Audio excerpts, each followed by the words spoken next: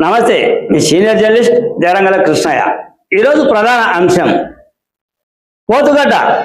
పోతుగడ్డ అంటే మొత్తం అంతా పులివెందుల నియోజకవర్గంలో ఏ ఊరు పేరు అనేది తెలిసిన అంశమే. పోతుగడ్డ అంటే సింహాపురం మండలం. ఈ సింహాపురం మండలాన్ని పోతుగడ్డ అంటారు. ఈ పోతుగడ్డలో ఈరోజు ఒక దేవాలయానికి సంబంధించిన కార్యక్రమం కొనసాగించారు. అది కూడా శ్రీరామ్ రామాలయ నిర్మాణానికి మొదట శంకుస్థాపన కార్యక్రమానికి నాంది పలికారు. ఈ శంకుస్థాపన కార్యక్రమానికి జెడ్పీటీసీ అయినటువంటి మారెడ్డి లతారెడ్డి కార్యక్రమంలో పాల్గొన్నారు. భూమి పూజ చేశారు. మొత్తం అంతా పూజారులతో మంచి కార్యక్రమం. ఈ కార్యక్రమం కొనసాగించడం, ఇది పోతుగడ్డలో రామాలయ నిర్మాణం అనేది ఎంత ప్రతిష్ట గల విగ్రహాలో, ఎంత ప్రతిష్ట గల దేవాలయమో మీకు అర్థమై ఉంటుంది. గతంలో ఓ చరిత్ర ఉంది. గతంలో రామాలయ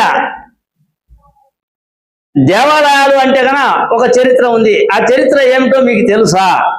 ప్రతి గ్రామంలో ప్రస్తుతం కాదు, గతంతో పోల్చుకోండి, ప్రతి గ్రామంలో రామాలయం ఉంటుంది. రామాలయం ఉంటే ఆ గ్రామం అంతా సుభిక్షంగా కొనసాగుతూ ఉంటుంది. ప్రతి నియోజకవర్గంలో రామ దేవాలయం ఉంటుంది. జై శ్రీరామ్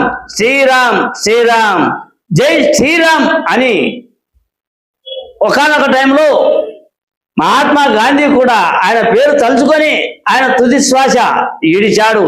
అటువంటి పేరు ప్రఖ్యాతులు ఉన్నటువంటి రామ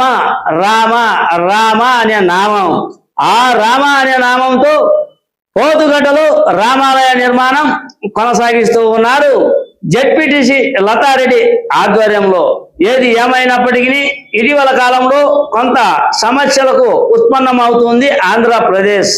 హిందూయిజ భావజాలాలని, క్రిస్టియన్ భావజాలాలని, అటు తర్వాత ముస్లింల భావజాలాలు అని ఏదో ఆంధ్రప్రదేశ్ లో ఏదో కుట్రలు కుతంత్రాలు పన్నుతూ ఉన్నారని సోషల్ మీడియాలో హల్చల్ రాజకీయం జరుగుతూ ఉంది.